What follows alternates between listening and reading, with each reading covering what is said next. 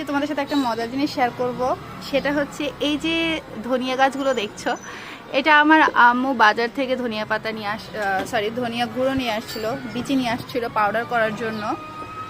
তো হলো কি, ধোয়ার জন্য যখন বেসিনে ধুচ্ছিল অল্প কয়েকটা নিচে অবশিষ্ট পড়েছিল ধোয়ার পরে। তা আমি করলাম কি, আমার আবার গাছ লাগানোর খুব শখ।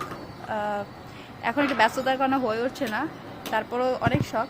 তা আমি ধনিয়া বীজগুলোকে জাস্ট ছিটিয়ে দিয়েছিলাম আমার ড্রাগন গাছের গোড়ার দিকে, মাটিগুলোর কাছে ছিটাই দিলাম।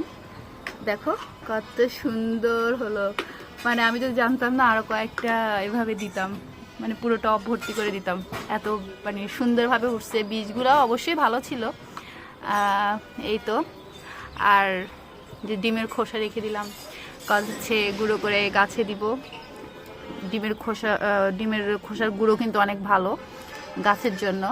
আর এই যে পুদিনা গাছ রমজান উপলক্ষে আম্মু বাজার থেকে আনলো, তো আমি ডালগুলোকে সুন্দর করে একটা পানিতে দিয়ে আগে শেকড় গজালাম, তারপর মাটিতে দিব।